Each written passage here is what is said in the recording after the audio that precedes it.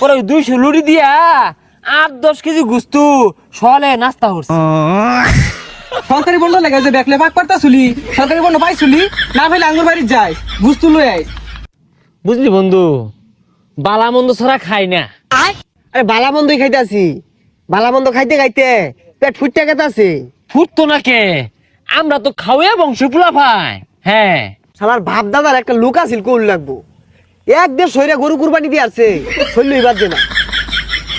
হ্যাঁ, আঙ্গর বাপ দাদা যেন তেন গরু তার কুরবানি দিছে না। ওই দাদা আঙ্গর 11 ফুট লম্বা আছেন, তাও বলে গরু থল দিয়া অনায়াসে গেছে আর আইছে, গেছে আর আইছে। তাহলে বুঝো কত বড় গরু আছেন ওগুলা। আঙ্গর দাদা এরুম বড় হার কুরবানি দিত, ওই যে তলে লটকে থাকে না, ওটি মাড়ির লোকে শেষরা গেলে মাড়ি খুঁজ ডাকে তো। আরে তোর দাদার এই গপ্পটা আমি শুনছি। এই বাড়ি ফাঁস দিয়ে খালটা গেছে না, এই খালটা যে খুঁজছে তোর দাদা বলে এই দাদা আমরা গরু লয়ে গেছিন, পরে এই খাল হয়ে গেছে গা ওই সস্তানি খায়া, বুঝছ? তোর দাদাও তো কমরছে না, তোর দাদার এদুম এক বড় গরু আছিল, সকালে উঠতে বলে একটু চেনাইছিল, পরের দিনই বন্যা হয়ে গেছে গা। তাও কোনটা জানস? 88 বন্যাটা হয়েছে না, এটা তোর দাদার গরুর লেগে বলে হয়েছে। হ, আঙ্গর দাদা ওইরকম বড় বড় গরু কুরবানি দিত। আর এই পানি যায় কই নামছে জানস? কোন? এই কক্সবাজার। আমি গতবার কক্সবাজার গেলাম না, যা ডুব মারছি, খালি গরুর সেনা লাগে নুনটা নুনটা। পরে কটলা রুজ করলাম এই কক্সবাজার পানিরে কইতে, কয়েক লোকে গরু কুরবানি দিবা আনছিন, সেনাই দিছিন ওই পানি বলে 90%। শালার একটা লোক আছিল কোল লাগবো, তোর দাদা নেই 11 ফুট আছিল, আরো হানার মানুষ 5 ফুটই হয় না।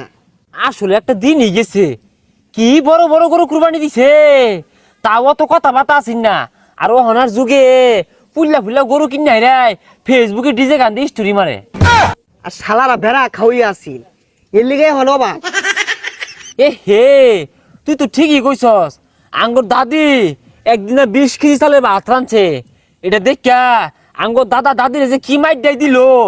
20 কেজি চালে ভাত তো 100 দেয় হইতো না, আর কি রানলি এক মনে রানলি নাকি? তোর দাদা যে এত খাওয়াই আছিল, এত সব তোর দাদি রান তো কি আমাদের রান তো আবার কি এর মধ্যে, আঙ্গর দাদার ইয়া বড় এক কুয়ার পার আছিন, এই কুয়ার মধ্যে রান তো আর 6 মাস পর খালি লড়াই পারতো।